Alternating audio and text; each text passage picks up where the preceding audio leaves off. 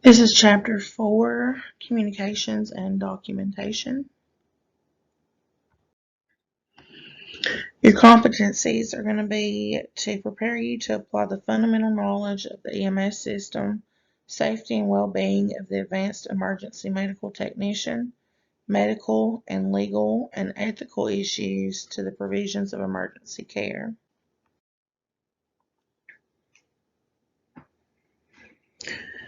You're going to learn therapeutic communications. This is the principles of communicating with patients in a manner that achieves a positive relationship.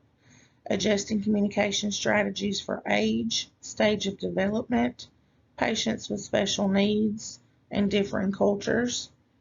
Interviewing techniques, verbally diffusing strategies, family presence issues, and dealing with difficult patients.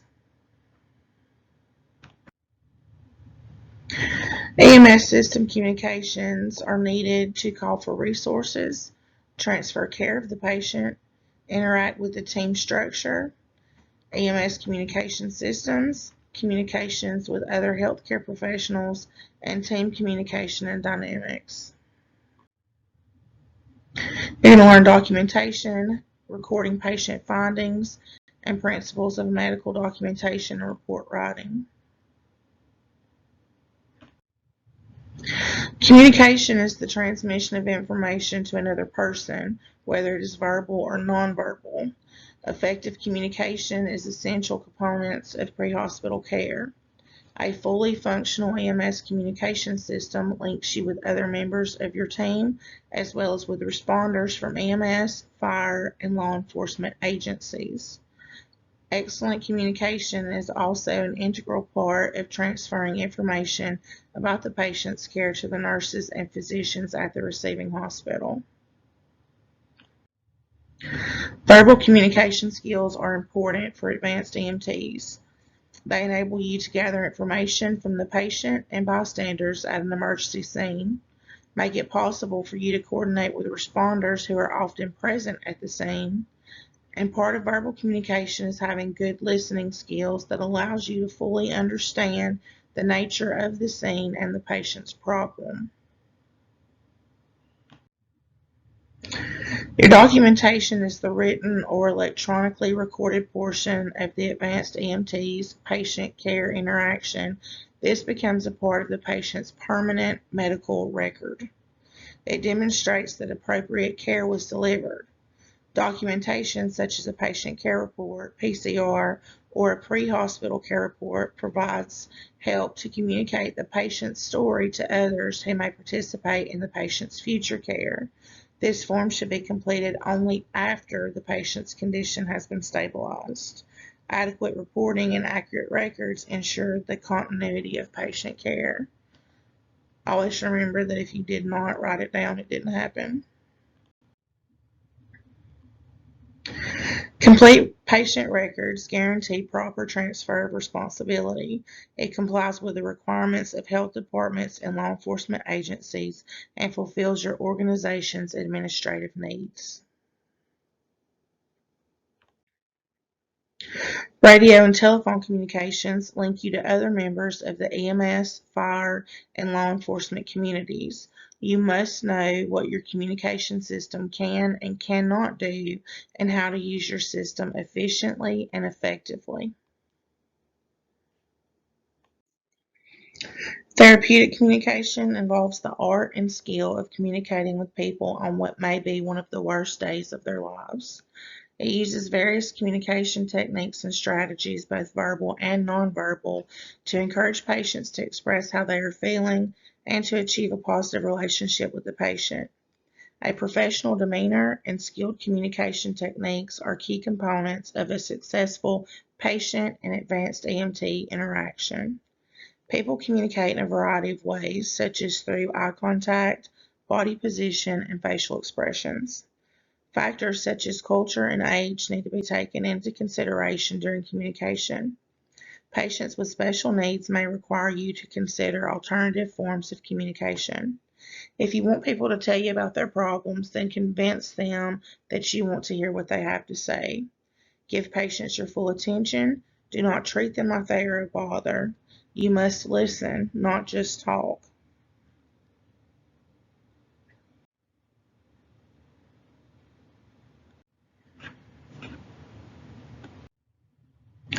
The Shannon-Weaver communication model was developed to assist in the mathematical theory of communication for Bell Telephone Labs in the late 1940s. It is a valuable tool in understanding human communications.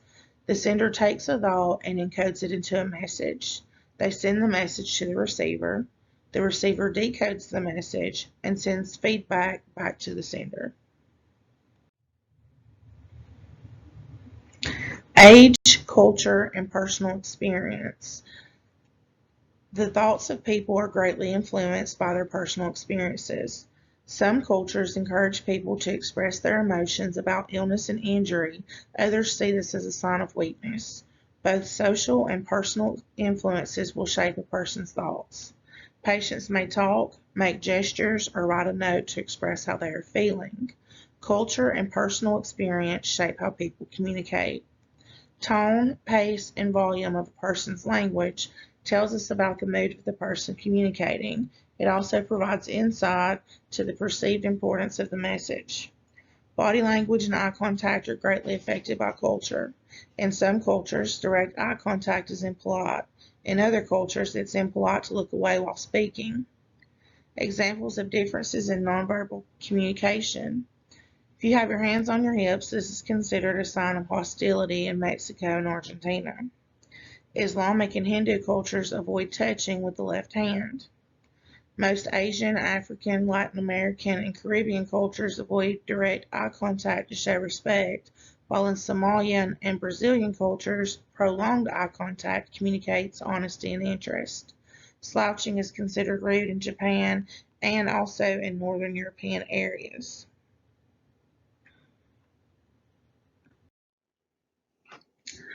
This is a fun thing, y'all. They gave me a laser pointer. I don't know what to do with it. This is a fun word, ethnocentrism. This is considering your own cultural values more important than those of others. People tend to translate messages they receive using their own worldview. Cultural imposition is forcing your values onto others. This takes ethnocentrism to an extreme. Healthcare providers may consciously or subconsciously force their cultural values onto their patients because they believe their values are better. Nonverbal communication. Facial expressions, body language, and eye contact are all forms of nonverbal communication. Body language provides more information than words alone.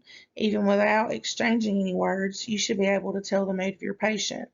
Pay attention to body language, both your own and that of your patients. Physical cues will help you and your patient to truly understand the message being sent. Physical factors. Noise. This is anything that dampens or obscures the true meaning of the message. It could be literal noise that makes it difficult for the patient to understand you or for you to understand the patient. It can also be other factors that affect communication, such as lighting, distance, or obstacles. Proxemics is the study of space and how distance between people affects communication. The appropriate distance depends on the levels of trust and intimacy between the two parties. As a person gets closer, a greater and greater sense of trust must be established. When you finally enter someone's intimate space, there must be a high sense of trust. Someone who is sick or injured is scared and might not understand what you're doing or saying. Your gestures, body movements, and attitude are important in gaining the trust of the patient and the patient's family.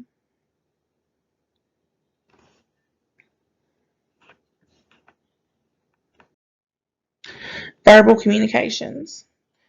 One of the most fundamental functions of advanced EMTs is to ask patients questions. Open-ended questions require the patient to provide an answer with some level of detail.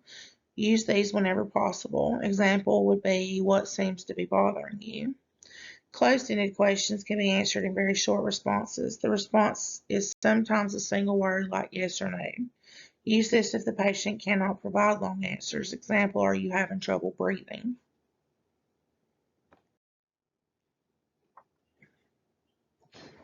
This is table 4.3. It lists different types of patient interview questions, open-ended questions, and closed-ended questions. And you can go over that in your book. Communication tools. There are many powerful communication tools that you can use when trying to obtain information from patients. Facilitation. This is encouraging the patient to talk more or provide more information. Silence is giving the patient space and time to think and respond by not speaking. Reflection. Restating the patient's statement to confirm your understanding. Empathy is being sensitive to the patient's feelings and thoughts. Clarification is asking the patient to explain what he or she meant by an answer. Confrontation is making the patient who is in denial or in a mental state of shock focus on urgent and life-critical issues. Interpretation is summing up the patient's complaint. Explanation, providing factual information to support a conversation. And summary is providing the patient with an overview of the conversation and the steps you will be taking. When interviewing a patient, consider the careful use of touch to show caring and compassion. Touch is a powerful tool. Use it consciously and sparingly. Avoid touching the patient's torso, chest, or face simply as a means of communication because these are areas that are often viewed as intimate. Interview techniques to avoid include providing false assurance or reassurance, giving unsolicited advice, asking leading or biased questions, talking too much, interrupting the patient, using why questions, using authoritative language, or speaking in professional jargon. What is professional jargon? That is medical terms. Most patients do not understand what you're saying. Most family members do not understand what you're saying. And keep in mind, too, that depending on the nature of the call, they may be very confused, very scared. They need you to talk to them like they're humans. Talk to them like they're somebody on the street that has no idea about anything medically, so that they're understanding what you're saying, and that's also going to take away any chance for miscommunication.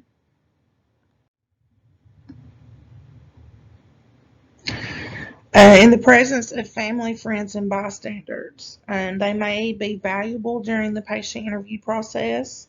Be sure to allow the patient to answer if he or she is able to and wants to, even if well-meaning family members attempt to answer for him or her. Do not be afraid to ask others to step aside for a moment while you talk to the patient.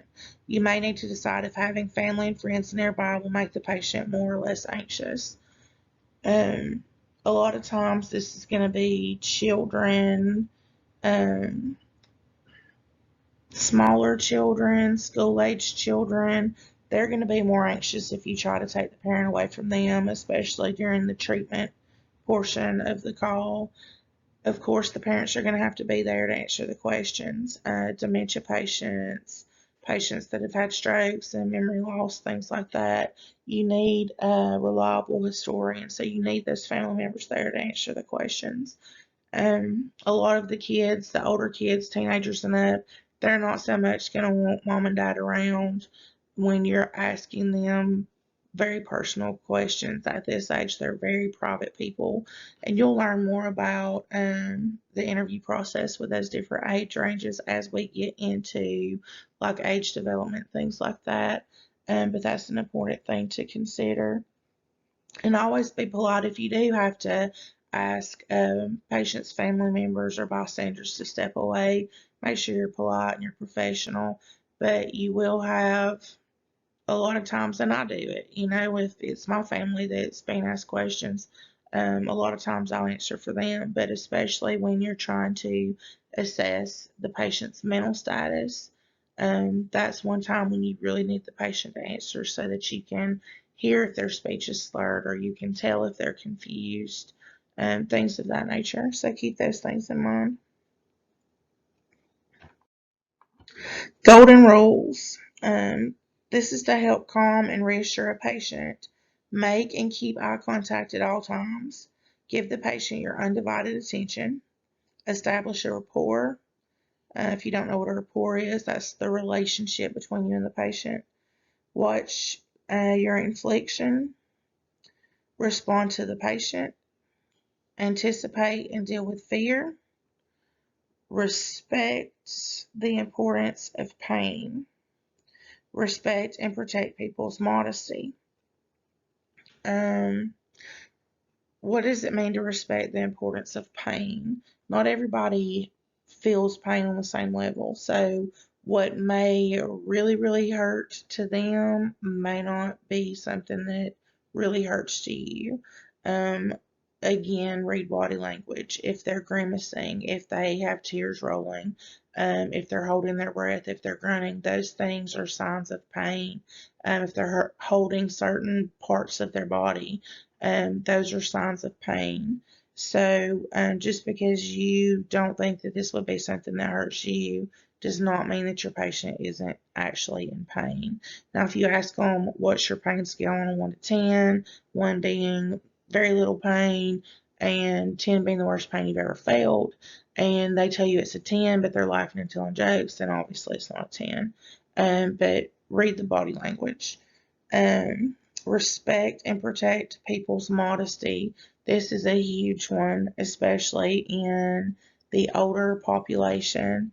Keep in mind these people, the baby boomers, the ones that grew up in the 30s and 40s and 50s, they were much more modest than people are these days. They wore long skirts, they wore pants, they wore blouses buttoned up all the way to their neck to the top, things that would make us smother.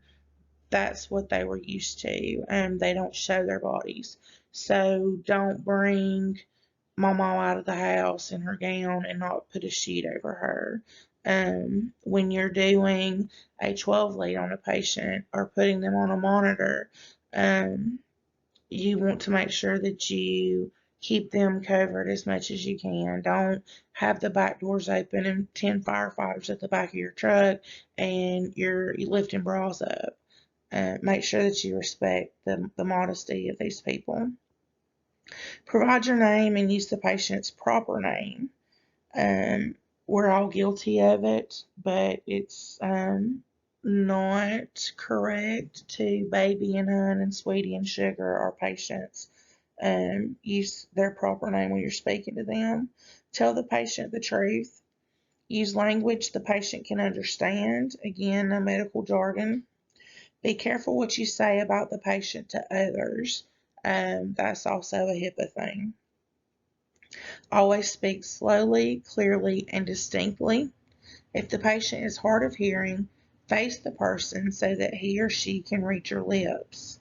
Allow the patient time to answer or respond to your questions. Act and speak in a calm, confident manner.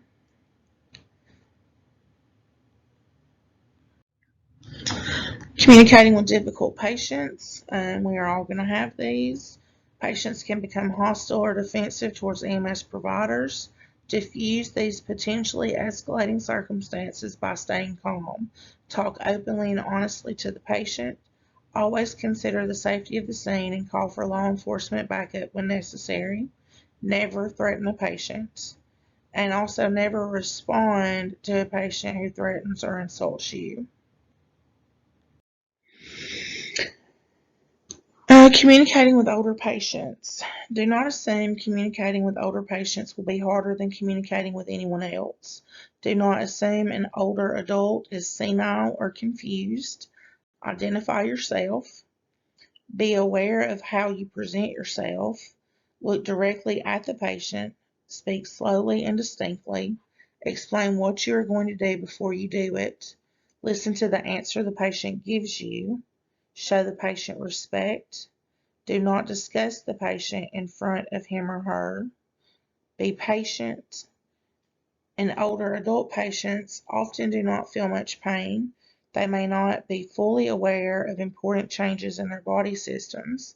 You must be especially vigilant for objective changes. When possible, give the patient time to pack a few personal items before leaving for the hospital and locate any hearing aids, glasses, and dentures before departure. Um, don't assume that these patients are hard of hearing. Um, they will let you know when you're talking loud that offends them. They will be ugly with you. This is a generation that is very blunt. They are very sharp. They do not tend to soften their words. They will tell you, I'm not crazy, I'm not deaf. Um, they are very, very big on respect. So make sure you take all these things into account when you are dealing with the older population.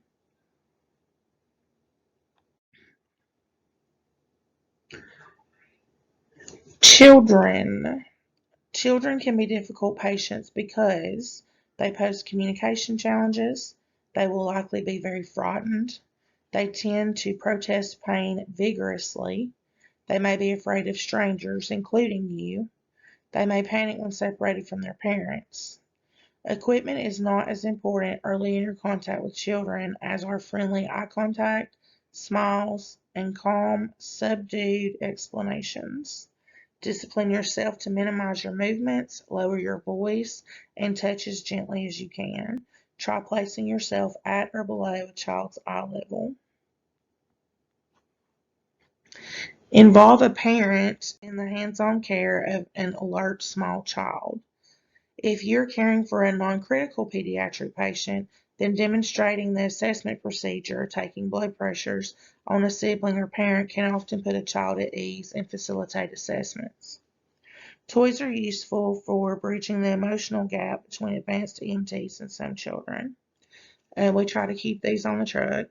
When you're involving a parent in the child's care, it's okay to let mom put the stickers on them for the cardiac monitor, or let mom listen with a stethoscope, or even let the child listen to your heartbeat with a stethoscope. Some of these things we talked about in class already. But try to involve the child because they don't know you, you are a stranger, and they assume that everything that you're fixing to do to them is going to hurt. Um, a lot of times when kids are sick or when they won't eat or when they won't go potty, things like that, first thing a parent will say is, I'm going to have to take you to the doctor, or oh, if you go to the doctor, you're going to get a shot, things like that. It's scare tactics that, in an emergency situation, it kind of works against them because from an early age, children associate doctors and nurses and anybody medical. They don't know the difference between a paramedic and a doctor. They just assume that what you're fixing to do to them is going to hurt. Um, so keep those things in mind. When you're communicating with children, be honest. Children easily through lie or deception. Another thing is if you ever lie to a child, they will never trust you again. Tell the child ahead of time if treatment will hurt. Respect the child's modesty. It is extremely important to tell the child what you are doing and why you are doing it.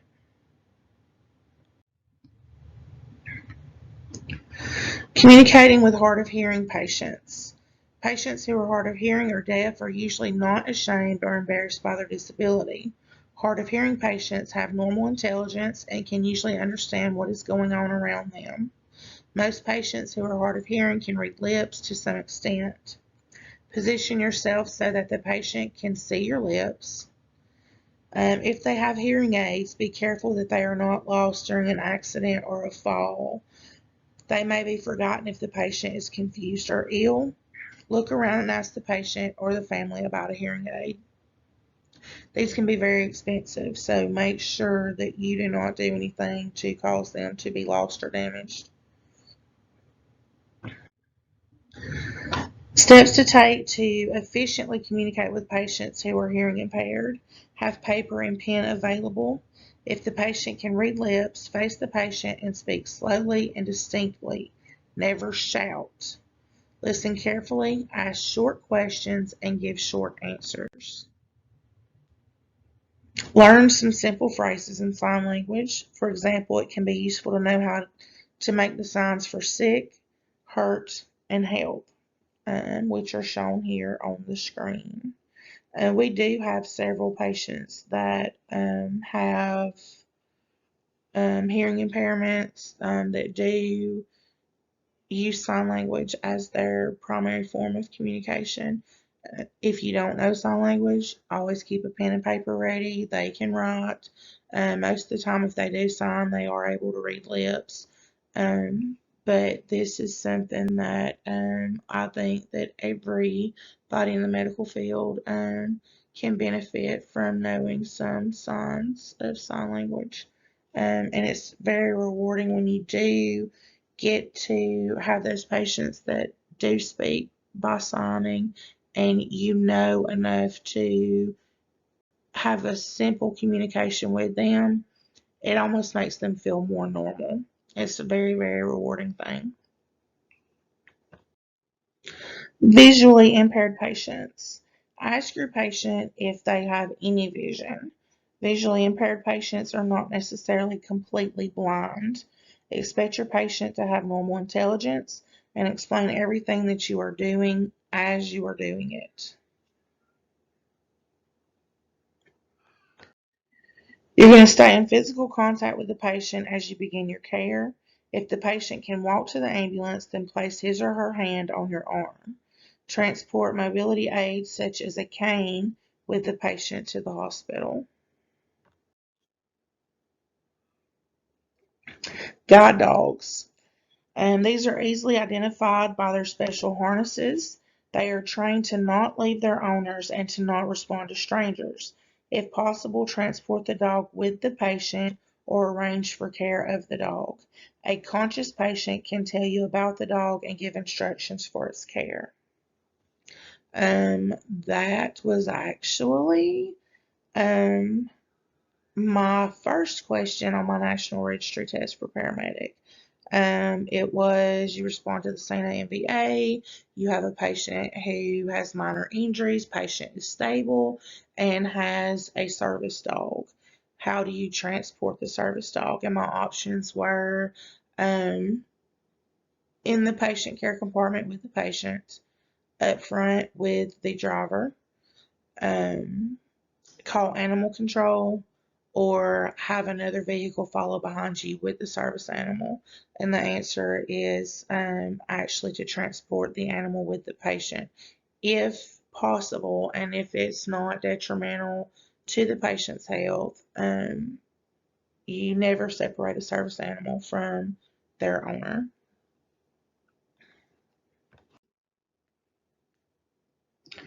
Special needs patients. The advanced EMT should not overlook the needs of people with speech or communication disorders. Family members or caregivers can facilitate your efforts. Ask the family how they communicate.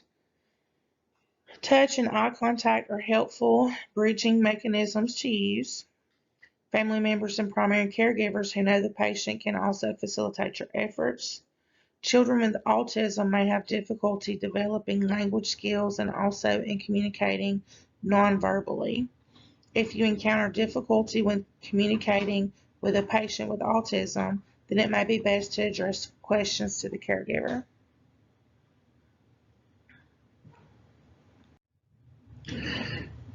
Communicating with other healthcare professionals.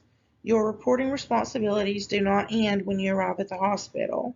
Effective communication with other healthcare professionals in the receiving facility is the cornerstone of efficient, effective, and appropriate patient care. You must give an oral report to a hospital staff member. The staff member must have at least your level of training. Um, you're actually going to give this report multiple times. You're going to call your hair report en route. When you get to the hospital, they're not going to know which ambulance service you are. You're probably going to have the charge nurse ask you what's going on with the patient. Then when you get to the room, you're going to have to give report to the nurse. And 9 times out of 10, the doctor's going to come in before you get a signature and leave, and he's going to want a report too. So be prepared to give your report multiple times.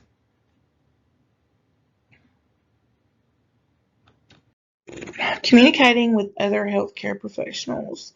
Your reporting responsibilities do not end when you arrive at the hospital. Effective communication with other healthcare professionals in the receiving facility is the cornerstone of efficient, effective, and appropriate patient care. You must give an oral report to a hospital staff member. The staff member must have at least the same level of training as you do. Be prepared to give this report several times. You're going to call your HEAR report and route to the hospital. When you get there, the charge nurse is going to ask you what you have, and you're going to tell her. When you get to your bed assignment, you're going to give a report to the nurse that covers that bed. And 9 times out of 10, before you can even get a signature to transfer care, the doctor's going to come in and he's going to want a report from you. So you're going to do this multiple times. Your oral report components are going to be opening information. That is the name, chief complaint, and nature of illness or mechanism of injury. Detailed information, and this will be information that was not included during your radio report. When they say radio report, that's what we call the HEAR report. You're not going to give them a very detailed report en route to the hospital. One, they've got multiple ambulances trying to call at the same time to give a report, and two, you're taking time away from your patient care to give this report. So it's going to be very brief, very quick. A lot of you will be nervous when you first start giving reports, and then over time, you're going to talk so fast that they're going to be telling you to slow down. So you're going to call and you're going to say, hey, this is so-and-so. I'm an advanced EMT with Advantage EMS. I'm en route to you with a 60-year-old female complaining of abdominal pain. Her blood pressure is 132/86. Her heart rate 72. Respirations are 16. Room air sat's 97%. I've got an IV established. We're going to be there in about 10 minutes. And then you're going to hang up. So keep it very brief.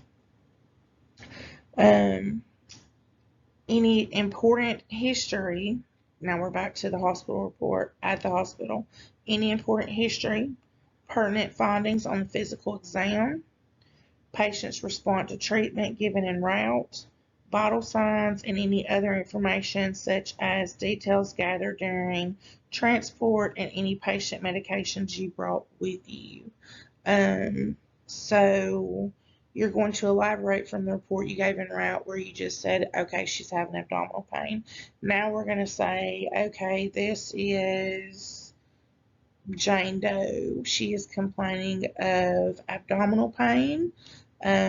She has got a history of Crohn's disease. She has got some tenderness to her right lower quadrant, no rebound tenderness. I started an IV en route, gave her some fluids. She responded well to that. This is her vital signs again. Here's her medications, or here's a list of her medications. So that's just an example.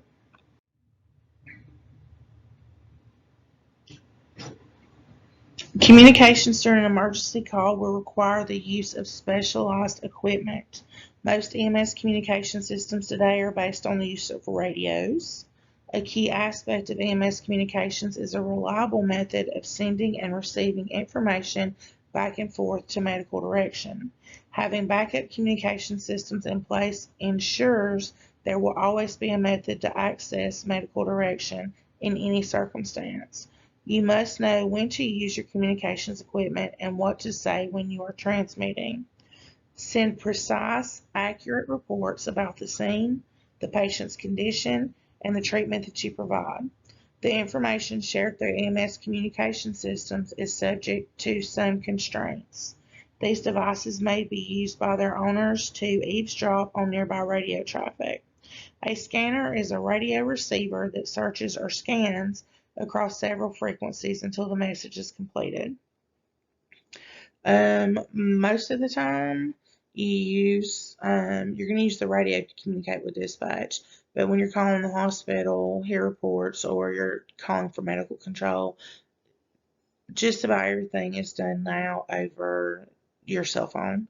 You call what we call the red phone in the ERs, and you speak directly to them via cell phone. Um, all trucks used to be equipped with hear systems where we would call report on the radio, but the radios at the hospital either weren't working or they didn't have them turned on or didn't have them turned up. So just about everybody has switched to cellular communication with ERs. Regulation of radio and telephone communications. All radio operations in the United States, including those used in EMS systems, are regulated by the Federal Communications Commission, or the FCC. The FCC has 5 principal EMS-related responsibilities: allocating specific radio frequencies for use by EMS providers, licensing base stations and assigning appropriate radio call signs for those stations, establishing licensing standards and operating specifications for radio equipment used by the EMS providers, establishing limitations for transmitter power outage, and monitoring radio operations.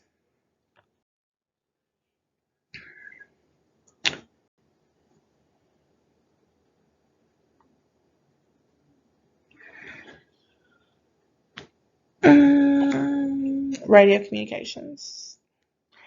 A two-way radio consists of 2 units, a transmitter and a receiver.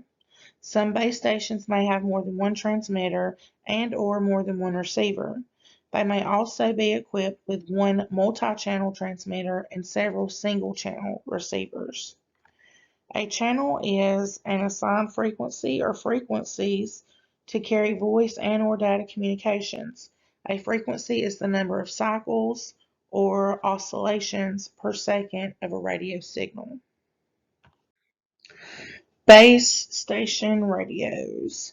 A base station is any radio hardware containing a transmitter and a receiver that is located in a fixed place. An operator speaking into a microphone that is connected directly to the equipment and communicates remotely through telephone lines or by radio from a communications center. Base station locations may include dispatch centers, fire stations, ambulance bases, or hospitals. They usually have more power, often 100 watts or more, and higher, more efficient antenna systems than mobile or portable radios. The base station radio must be physically close to its antenna. Therefore, the actual base system cabinet and hardware are commonly found on the roof of a tall building or at the bottom of an antenna tower. The operator may be miles away. A dedicated line, also known as a hotline, is used for specific point-to-point contact within a base station system. EMS personnel are able to call the number directly without being placed on hold or transferred. This type of line makes contacting and recording medical command conversations much easier. Mobile and portable radios. Mobile radio is mounted inside a vehicle. An ambulance will often have more than one mobile radio, each on a different frequency. One radio may be used to communicate with the dispatcher or other public safety agencies. A second radio mounted to the patient compartment is often used for communicating patient information to medical control.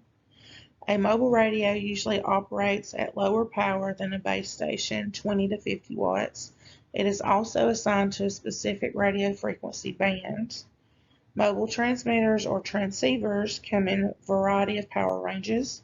The power output largely determines the distance over which the signal can be effectively transmitted. Transmission distances are greater over water or flat terrain and reduced in mountainous areas or where there are many tall buildings. Mobile transmitters with higher outputs have proportionally greater transmission ranges.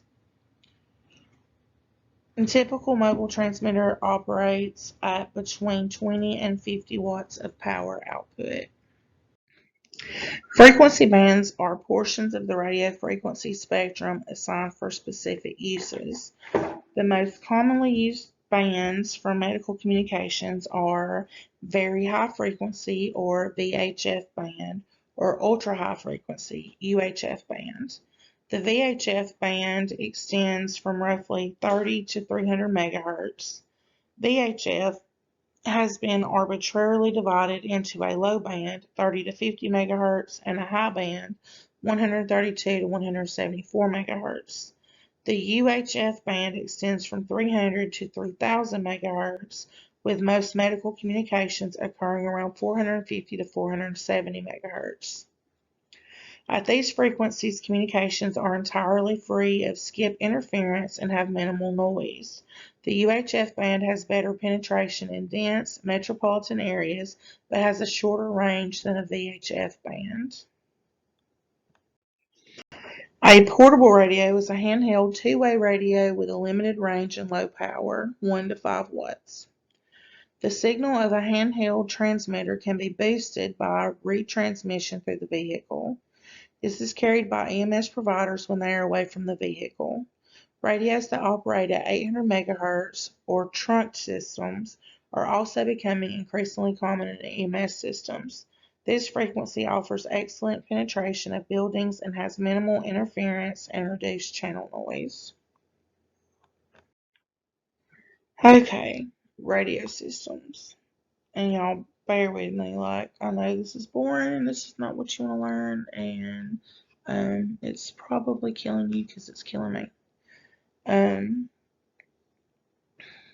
Assigned radio frequencies may be used in a variety of systems. A simplex system, which is push to talk, release to listen, or a half duplex system. These are portable units that can transmit in either direction, but not simultaneously in both.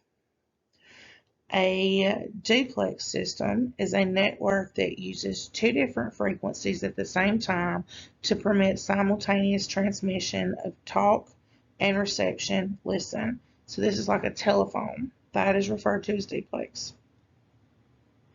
Multiplex is combining both analog and digital signals. This can simultaneously transmit two or more different types of information, such as voice and telemetry, in either or both directions over the same frequency. A number of VHF and UHF channels, commonly called med channels, are reserved exclusively for EMS use. Repeater-based systems. A repeater is a special base station. It receives messages and signals on one frequency. This automatically retransmits messages on a second frequency. They are able to receive lower power signals, such as those from a portable radio, from a long distance away and rebroadcast with all the power of the base station. Repeater base stations allow two mobile or portable units that cannot reach each other directly to communicate through the repeater using its greater power and antenna. Digital radio and trunk systems. Digital radio systems allow the transmission of digital signals or computer, or analog, which is voice, signals that have been digitized and compressed by a computer. Digital signals are clearer and allow the transmission of a greater volume of data in the same bandwidth. Digital radios can communicate with other digital radios and with analog radios. With digital trunk radios, either 800 or 900 megahertz systems, instead of being assigned to one or two frequencies, may use frequencies that are assigned to a group. These groups can be thought of as virtual channels that appear and disappear as conversations occur.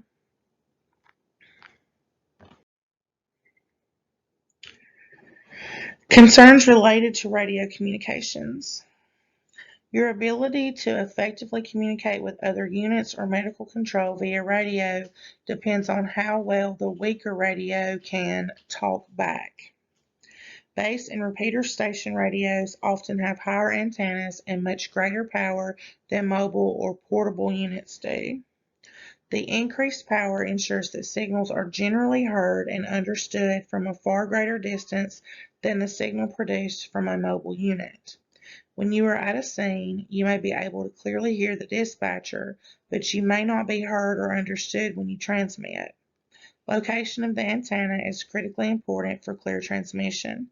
The success of communications depends on the efficiency of your equipment.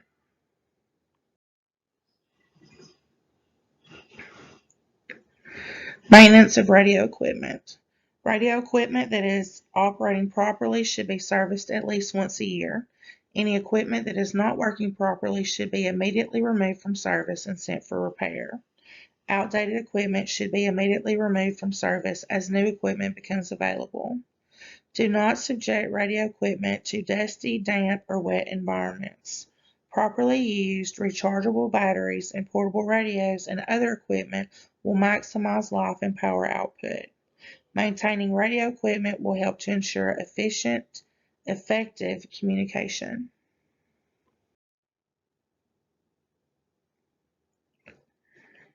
Cell and satellite telephones.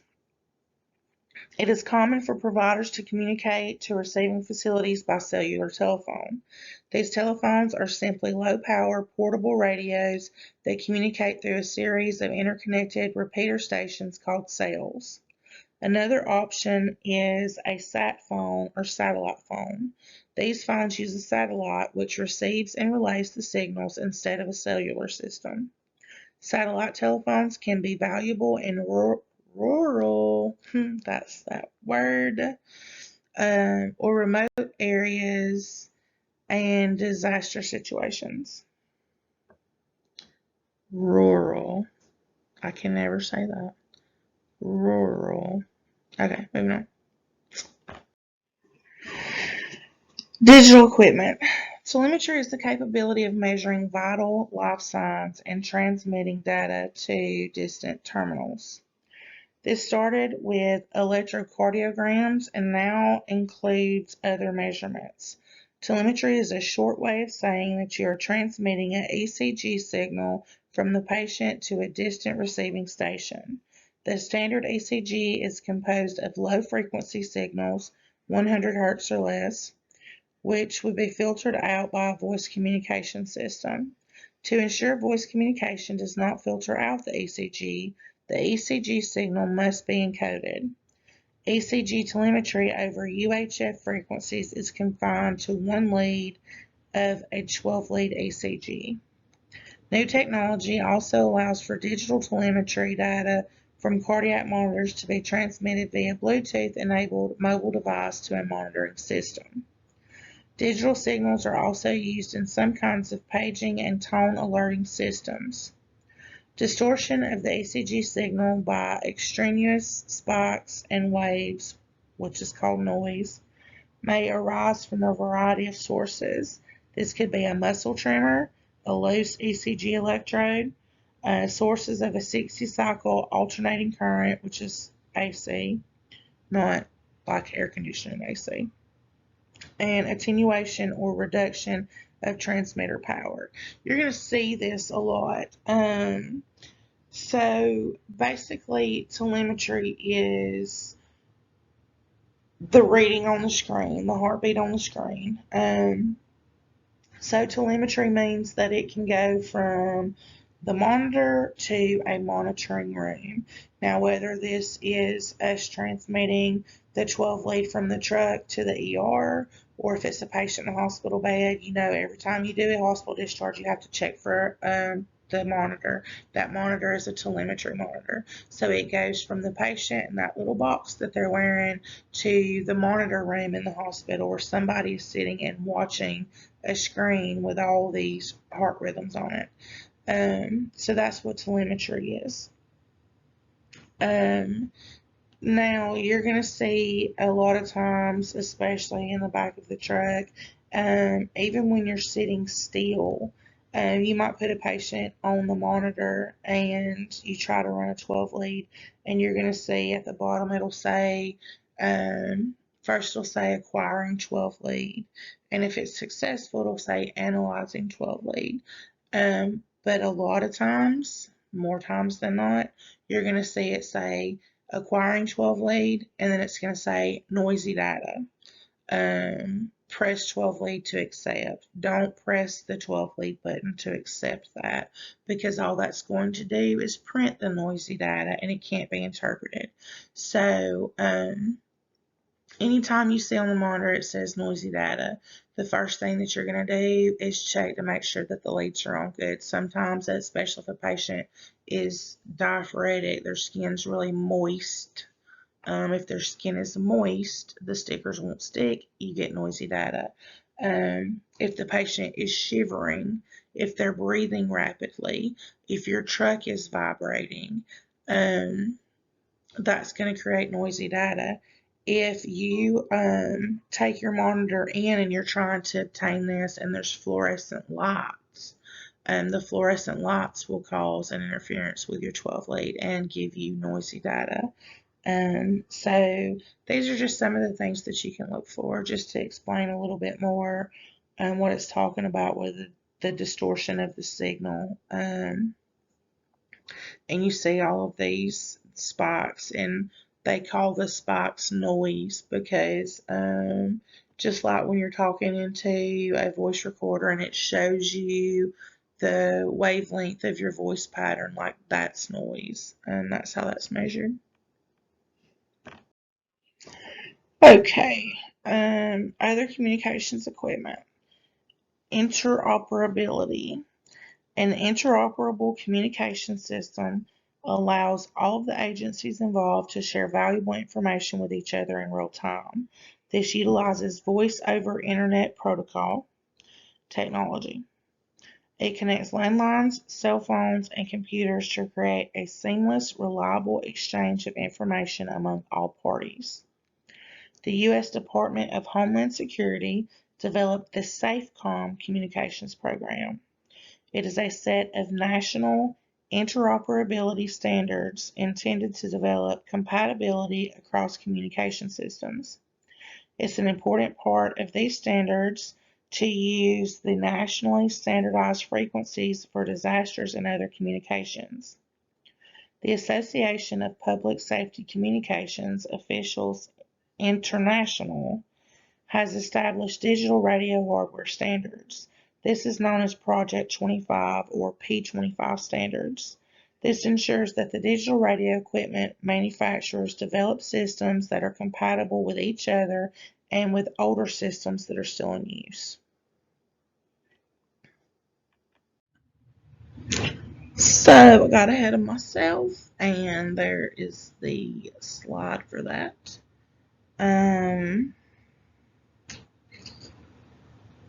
Moving on. CAD.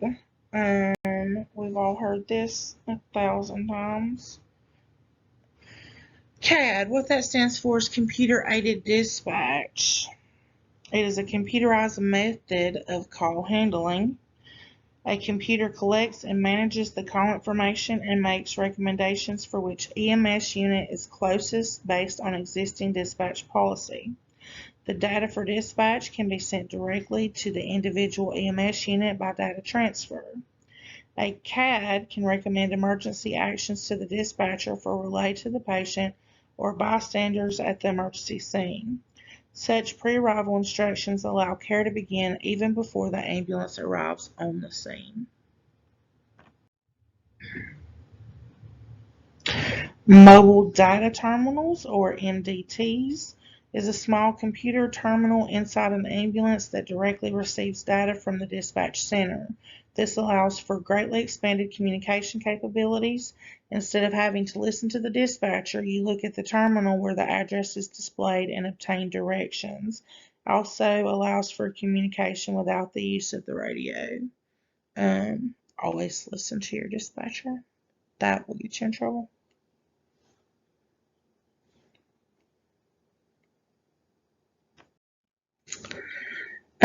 Backup communication strategies.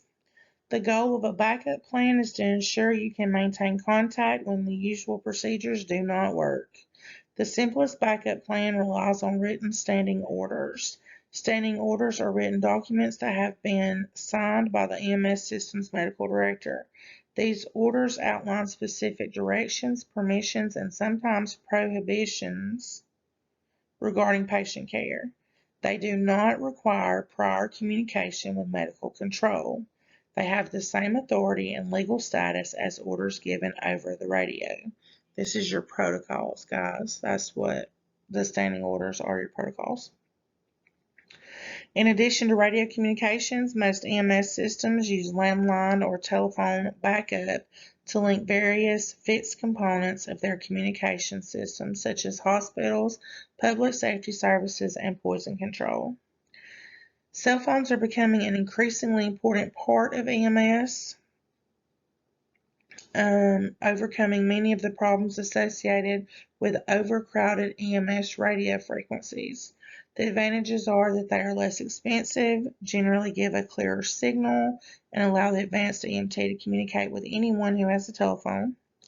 Limitation is if a disaster affects your primary communication system, then the cell towers may be affected as well. In these situations, older, low-band, and high-band simplex systems may prove invaluable.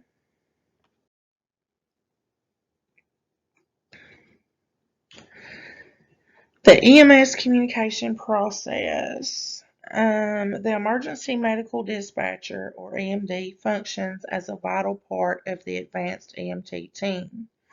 They obtain as much information as possible about the emergency.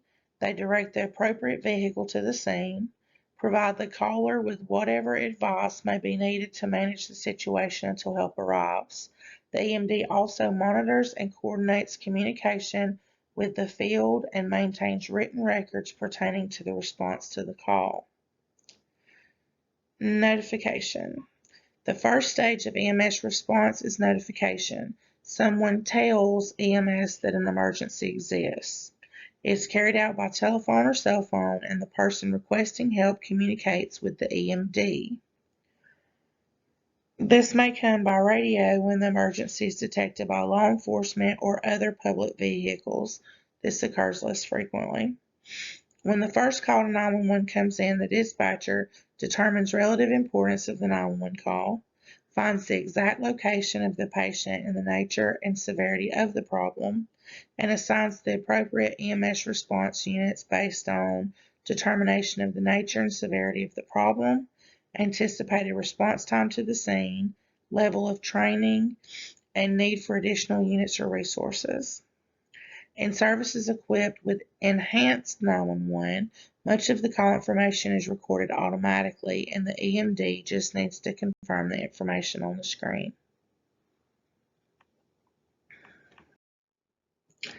Dispatch. Communication from service headquarters with responding EMS team via dispatch radio or pager. The appropriate crew is contacted and informed about the call, nature of the injury or illness, severity, location, number of patients, response by other agencies, and several directions or advisories are given. Inform the dispatcher when you arrive on scene. En route communications. Once the ambulance is underway, the dispatcher may phone the caller and get additional information. The dispatcher will relay that information to you en route. The dispatcher may give pre-arrival instructions to the caller during this time for basic medical procedures before your arrival, such as stopping bleeding or performing CPR until help arrives.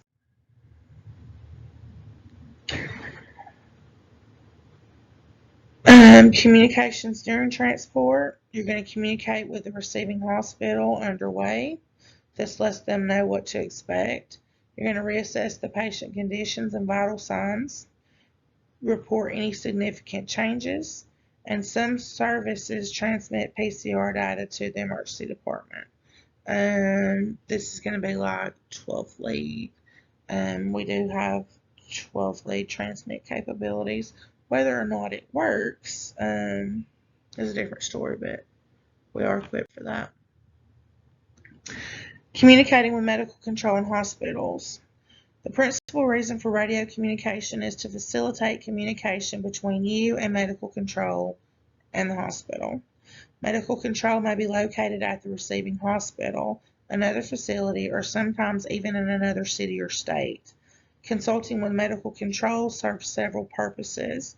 It notifies the hospital of an incoming patient. It provides an opportunity to request advice or orders from medical control, and it advises the hospital of special situations. You're going to plan and organize your radio communications before you transmit. Again, this is something you're not just going to wing. Your verbal radio report should follow the standard format established by your EMS system. It may include the following elements: the receiving hospital, your unit identification, level of certification, and status of transport, the patient's age, sex, and approximate weight, description of the scene, the patient's chief complaint, or your perception of the problem and its severity, a brief history of the patient's present illness or injury, a brief report of physical findings, a brief summary of the care given and any patient response, and any other pertinent information, and finally your ETA, or your estimated time of arrival. Report all patient information in an objective, accurate, and professional manner. Keep in mind that scanners may be used to monitor radio traffic. So being objective means that it's things that are not an opinion, it is measurable, your vital signs, what you can see as far as injuries, um, assessment findings as far as pain, things like that. People with scanners may be listening. That's a reminder to be mindful of HIPAA. You're not going to give personal, private information. Nothing that's going to identify this patient, name, address, things of that nature.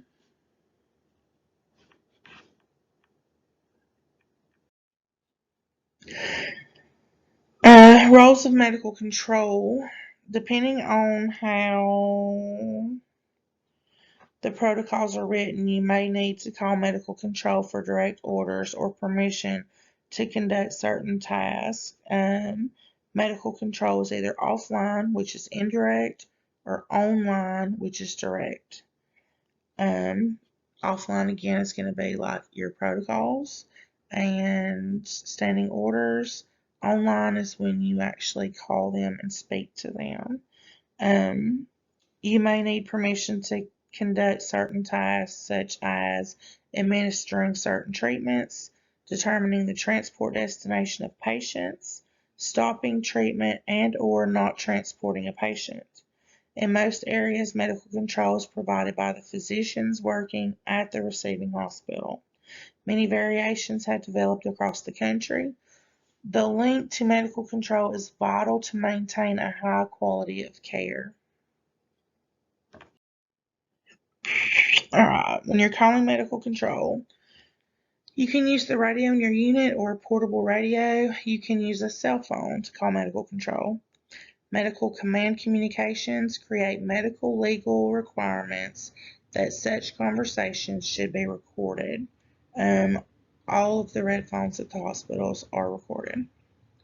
There are a number of ways to control access on ambulance to hospital channels. The dispatcher monitors and assigns appropriate clear medical control channels, CMEDs, centralized medical emergency dispatch, or resource coordinated centers. The physician on the other end bases his or her instructions on the information the advanced Aemt provides. Never use codes when communicating with the medical control unless you are directed by local protocol. We do not use 10 codes. You speak plain English. Once you receive an order from medical control, repeat the order back word for word and then receive confirmation. Do not blindly follow an order that does not make sense to you.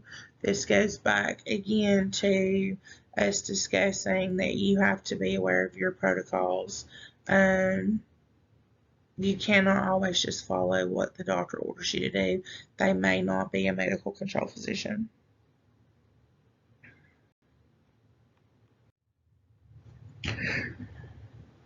Information about special situations. You may initiate communications with hospitals to advise them of an extraordinary call or situation. Hey, just giving you a heads up, this is what we got. A small rural hospital may be better able to respond to multiple patients of a highway crash if notified when the ambulance is first responding. An entire hospital system must be notified of any disaster. Other special situations are hazmat scenes, rescues in progress, multiple casualty incidents. When notifying the hospital of special situations, keep several points in mind. The earlier the notification, the better. Provide an estimate of the number of individuals who may need to be transported to the facility. Identify any special needs the patient might have, such as burns or hazardous material exposure, to assist the hospital in preparation, and follow the plan for your system.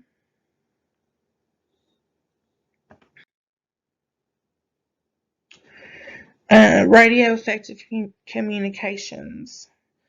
You must use your radio communication system effectively from the time you acknowledge a call until you complete your run.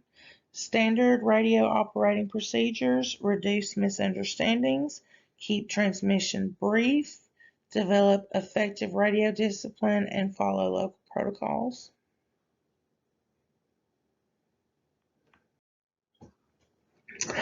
Written communications and documentation. This is the important, very important stuff. The PCR is a legal document used to record all aspects of the care the patient received from the initial dispatch until arrival at the hospital. You may be able to complete the written report en route to the hospital. There are two types of PCRs, written and electronic, or ePCRs. The information you collect during a call becomes part of that PCR, and that information is ultimately entered into a data pool. The National Emergency Medical Services Information System, or NEMSIS, has been collecting patient care information for research purposes since the early 1970s. NEMSIS has identified specific data points or uniform components needed to enable communication and comparison of EMS runs between agencies, regions, and states. Some EMS systems track their own time. Ensure your watch is set with dispatch time at the beginning of each shift if that is your system's procedure. It is standard procedure to use 24-hour or military time in EMS documentation. Learning to write effectively and accurately is an important advanced EMT skill. Y'all also work on your handwriting because chicken scratch is horrible, especially if you're on paperwork. The longer the shift goes, the more you wrote, your hand's cramping, writing gets sloppy. It has to be legible. This is a legal document that is part of their permanent patient record, so make sure it is legible. Information may be categorized as objective or subjective. Objective information includes the measurable signs that you observe and record, such as blood pressure. Subjective information includes information that is told to you but that cannot be seen, such as the patient's description of his or her symptoms. Every report needs to be complete, accurate, and legible.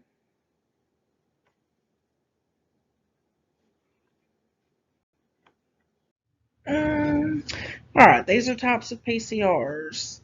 There's a multitude of PCR designs that exist throughout the United States. They range from half-page notes to complete and thorough reports. Some services have developed PCRs that nearly eliminate the narrative section and replace the space with either checkboxes or drop-down menus. Paper reporting is becoming a thing of the past. I hate that. Um, With today's technology, a multitude of companies have created a variety of electronic PCRs.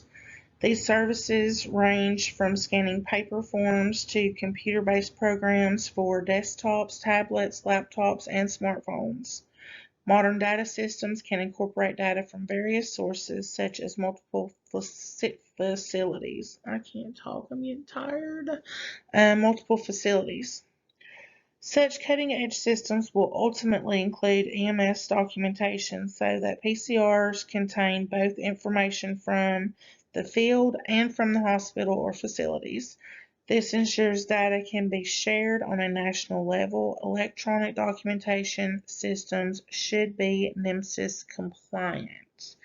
You keep hearing that over and over and over again, NEMSIS, and if you remember, I've said it over and over and over, that's on page 9 of our EPCR, and they're the ones that give you all your little pop-up errors that keep you from completing your paperwork. So you are going to become very familiar with them. Legal issues of a PCR. No bias or personal opinions or subjectivity of your own should appear in your report. For example, rather than stating the patient was drunk and out of control, your documentation might say the patient presented with an altered mental status and stated he had 8 beers today. No matter what your particular writing style is, your report should be complete, well written, legible, and professional. Use proper spelling, proper grammar, and accurate terminology in your report. Do not attempt to use medical terms and abbreviations if you do not fully understand their meanings. Cannot express this enough. It is a legal document that is part of their permanent patient record. And if you document accurately, it will keep you out of court in a lot of cases. So documentation, we can't stress it enough, is very important. Not just as a permanent patient record, not just as a legal document. This is how we get paid. If your narrative is junk and your handwriting is trash, billing may not receive compensation from that. Insurance companies are like, no, we're not paying that. So it is more important than you realize on so many different levels.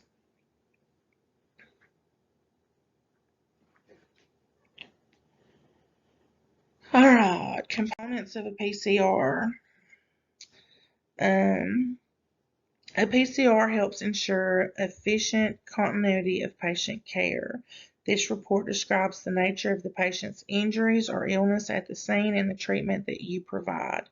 The report serves the following 6 functions: continuity of care, legal documentation, education, administrative information, essential research record, and evaluation and continuous quality improvements. We talked about that, about your PCRs being QA'd every single day. A good PCR documents any changes in the patient's condition en route and on arrival at the hospital. Examples of patient information collected on the PCR are the chief complaint, level of consciousness or mental status, vital signs, assessment findings, patient demographics such as age, sex, ethnic background. These reports also provide valuable administrative information. It provides information for patient billing. Data may be obtained from the PCR to analyze causes, severity, and types of illness or injury requiring emergency medical care. Data collected via PCR.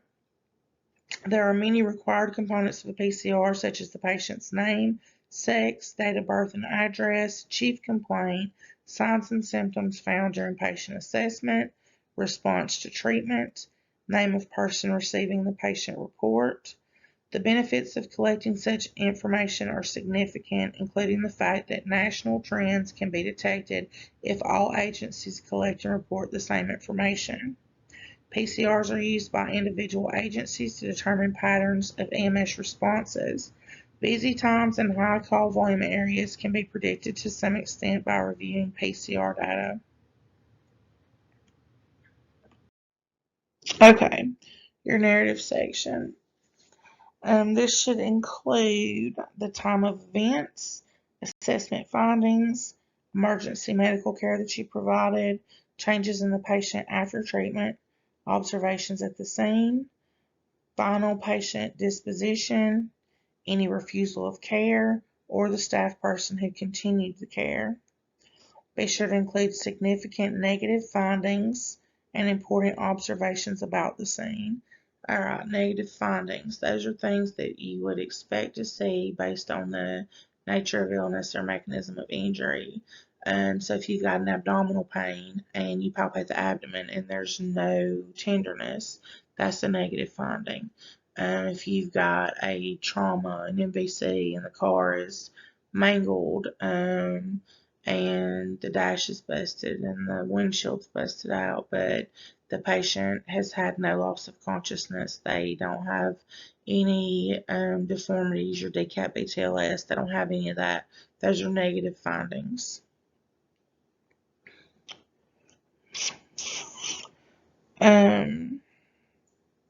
Do not record your conclusions about the incident. Use clear descriptions that do not make any judgments about the patient's condition. In written documentation, avoid radio codes, which we don't use anyway, and use only standard abbreviations. Do not make up your own abbreviations because you're tired of writing or typing or whatever you're doing. Only use real, legit, standard accepted medical abbreviations. Choose your words carefully and thoughtfully. Ensure that what you write is not an opinion, but is fact based on findings. When information is of a sensitive nature, note the source of the information. Quotes come in handy. Examples of components of the narrative portion of a PCR are why you are called, scene size up, pertinent bystander or family information, the patient's mental status, any loss of consciousness, and also the demographic information, which is the age, sex, and the ethnic background.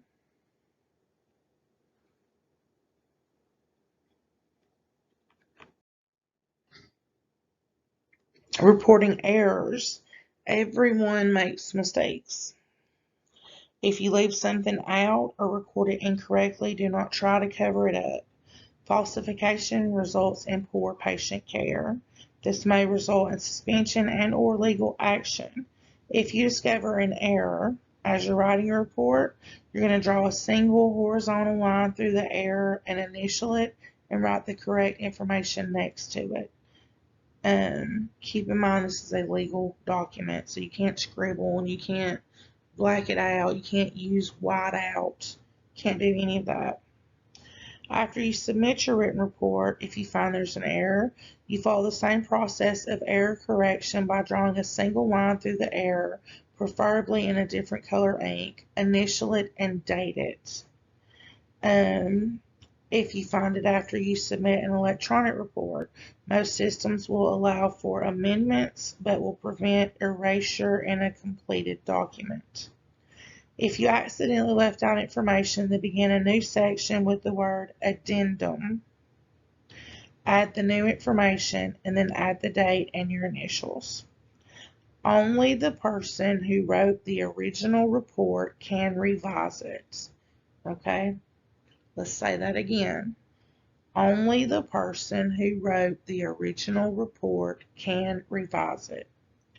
Additions or notations added by others after the completion of the report may raise questions about the authenticity of the report.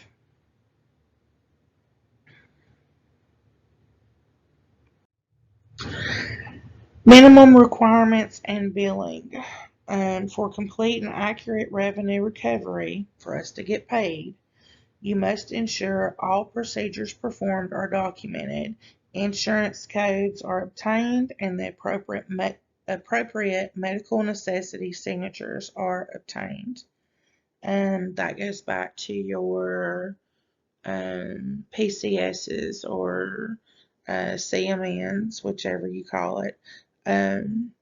It's very, very important to make sure that those are done correctly, that the bedbound reasons are legit, that the staff have signed it, that there's the appropriate staff signing, whether it's LPN, RN, discharge planner, MD, make sure that their signatures are there and that their name is also printed and that their credentials are listed. It's so hard to go back and get these after the call or to have them to correct them after the call. And this is a very important part of the billing process and for us to be able to get paid. To ensure your services billing information will result in payment from the responsible insurer, agency, or private payer, the PCR should indicate why a patient may have needed emergency care. Medicare sets the standard for medical necessity. Examples of significant findings that indicate medical necessity for ambulance transport are things like the patient's in shock, the patient has to be restrained, and they have an uncontrollable hemorrhage, they require emergency treatment while being transported, and things of that nature. Refusal of care. Refusal of care is a common source of lawsuits. Thorough documentation is crucial. If you are not able to persuade the patient to proceed with treatment, then document any assessment findings and emergency medical care given. Have the patient sign a refusal form. Have a family member, police officer, or bystander also sign the refusal form as a witness. Depending on local protocols, you may be required to inform online medical control when the patient refuses care. Even if a patient refuses care, you must complete the PCR.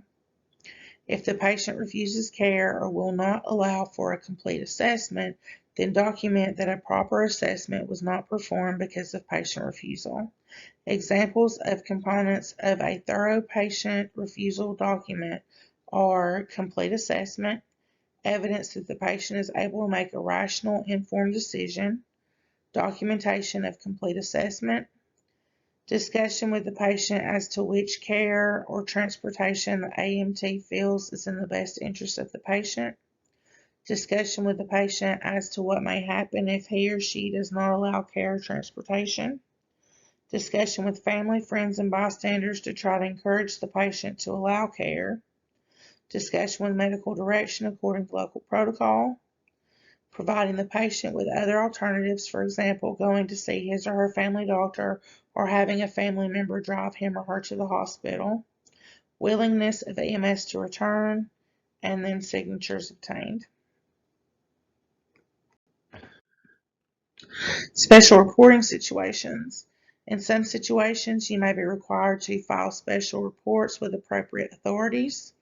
These situations may include incidents involving gunshot wounds, dog bites, certain infectious diseases, or suspected physical or sexual abuse. Other special situations include exposure or injury of the advanced EMT. If you treat and/or transport a coworker for an occupational exposure, then you should complete a full PCR along with the occupational exposure form. You should also document the use of mutual aid services such as helicopters, specialized rescue teams, and other agencies. Another special reporting situation is a mass casualty incident or MCI. A local MCI plan should have some means of recording important medical information temporarily.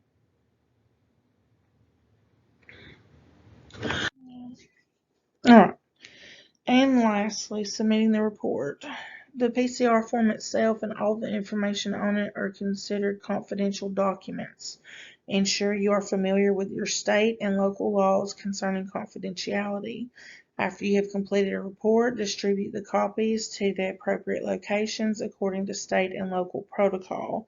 In most instances, a copy of the report will remain at the hospital and will become a part of the patient's record. You may not have the time to complete a full PCR while at the hospital. In these cases, most systems will have a drop report or a transfer report. EPCRs are set up to where when you complete them, they automatically go to, first they'll go to QA, but then once they're QA'd and sent through to billing, they automatically go to the receiving facility, and then state has access to them. Otherwise, if you're on paper PCRs, you will either give them the carbon copy if it's completed, and if not, you'll have to physically fax them a copy of that over. All right, that is the end of chapter 4.